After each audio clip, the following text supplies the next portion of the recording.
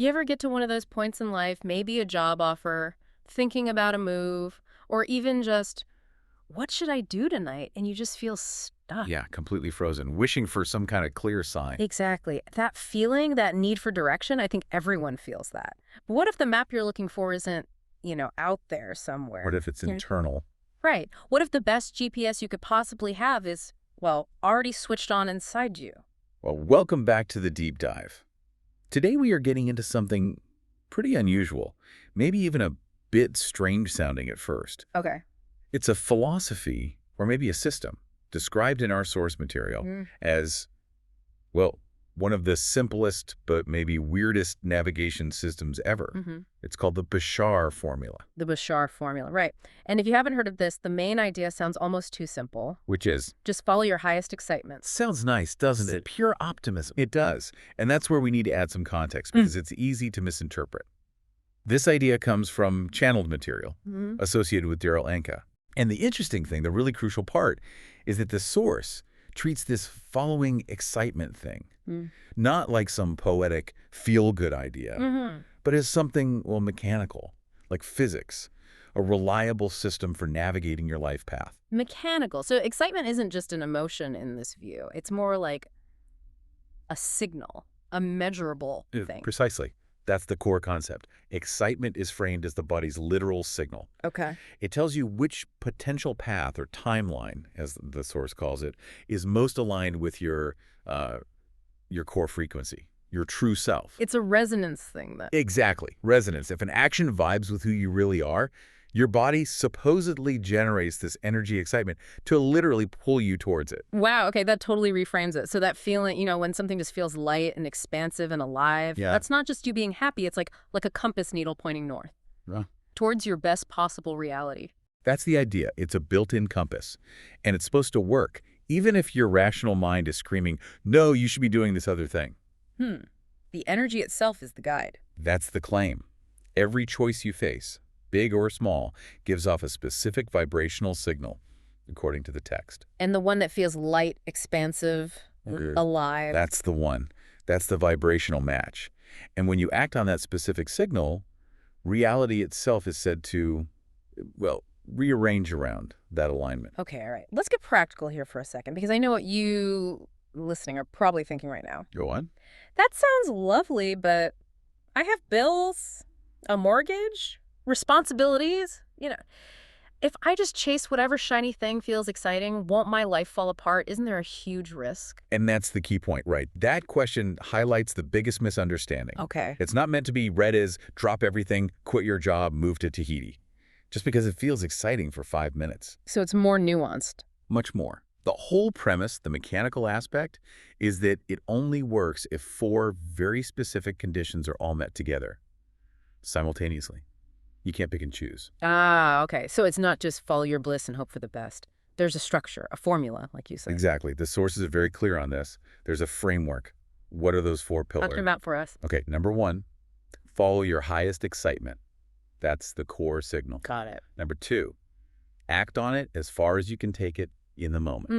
In the moment. Okay. Number 3, do it with 0 expectation of the outcome. Ooh, that sounds like the tricky one.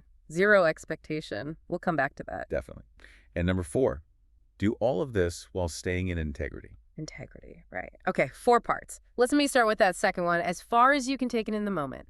That feels important. It really is. It feels like the pressure release valve, doesn't it, for dealing with real life? Yeah, because if my highest excitement is, say, making a feature film, that feels huge, overwhelming. Exactly. And that feeling of overwhelm, that actually shuts down the excitement signal.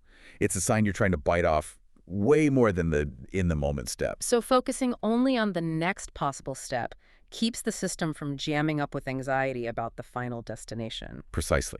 It gives you permission to start small if you want to be that filmmaker. The most exciting thing you can do right now, with integrity and 0 expectation, might just be spending 15 minutes looking up camera reviews online. Or making one phone call.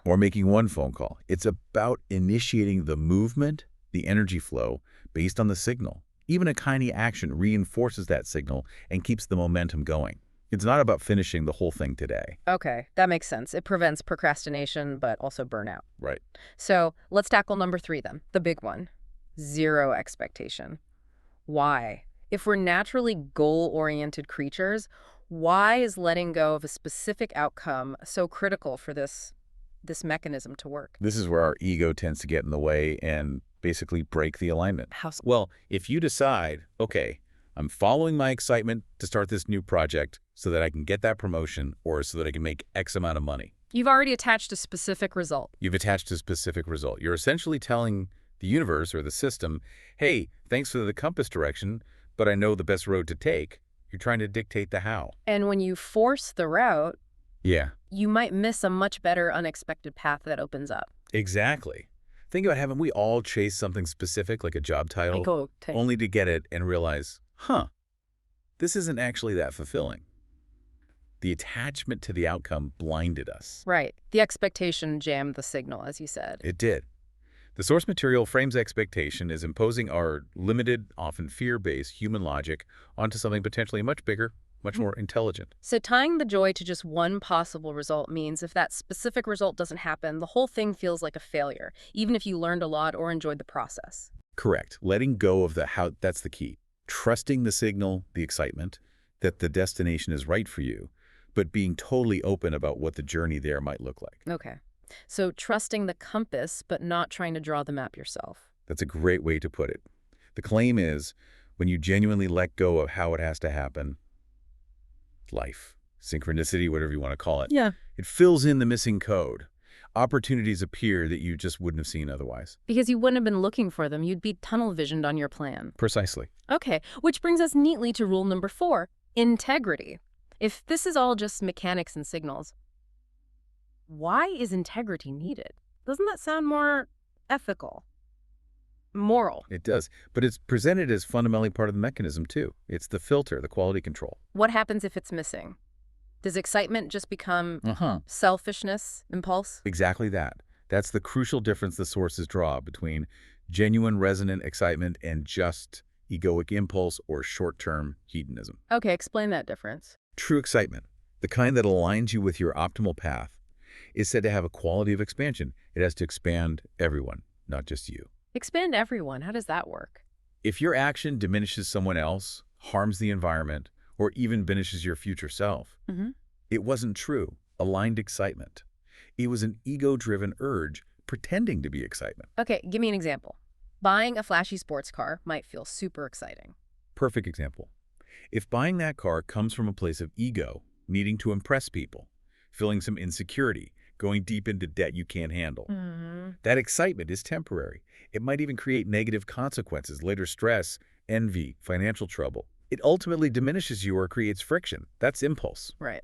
And the alternative, true resonance. Let's say your excitement is about learning pottery. You take a class. That action expands, you gain a skill. Maybe you gift some pottery, bringing joy to others. You might even sell some eventually. It adds something positive. It lifts the system. So integrity acts like a stabilizer, ensuring the excitement you're following is constructive and sustainable, not just a fleeting whim that causes problems down the line. Exactly. It keeps the compass needle pointing towards true north, not just spinning wildly towards any shiny object. Without integrity, you could vibrate yourself right into a mess. A self-serving mess, yeah. The moment an action involves harm or contraction instead of expansion, emotionally, ethically, financially, it signals misalignment. It wasn't the highest excitement. Integrity ensures the alignment is structurally sound. Okay, let's connect this back to that bigger, more abstract idea you mentioned earlier, timelines, or parallel realities. Yeah, the source material uses this analogy quite a bit. The idea that excitement is like a cursor moving through parallel realities. I find that fascinating. It's a really helpful way to visualize it, I think. Imagine countless versions of your life, all potential, existing simultaneously. Like parallel universes. Sort of, yeah.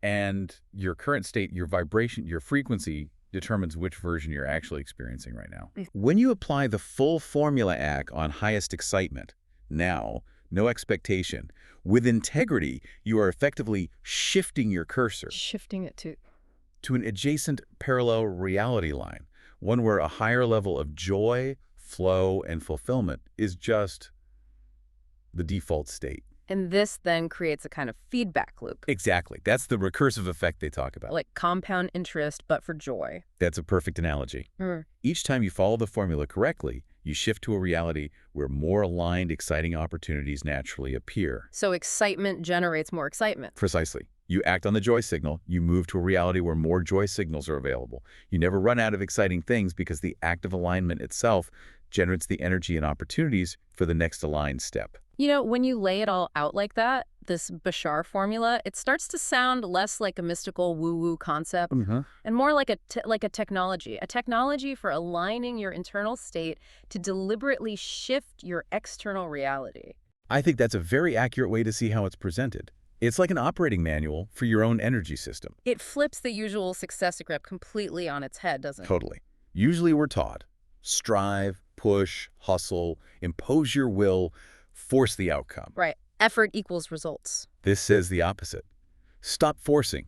Start listening. Tune in. If you're constantly struggling, hitting walls, feeling intense frustration, That's a signal. that's a clear signal, according to this philosophy, that you're acting against your alignment. You're trying to swim upstream, vibrationally speaking. Whereas synchronization, being on the right path, Yeah. it should feel easier, more flow. Maximum results with minimum perceived effort. That feeling of ease, of things clicking into place, it's the feeling of being in vibrational alignment, in sync. So bring this all together. The big takeaway from this deep dive isn't that following excitement is about escaping life's challenges or finding some easy button. No, not at all. It's more like it's a method to synchronize with life, to make sure you're always on the path of least resistance, the one that's truly yours. Beautifully put. It shifts the focus entirely inward. Instead of chasing external goals or validation, Yeah. you focus on calibrating the one instrument you can always trust, your own internal resonance, your own feeling state. You don't chase happiness, you calibrate to it. Exactly. Wow. Okay, so for you listening,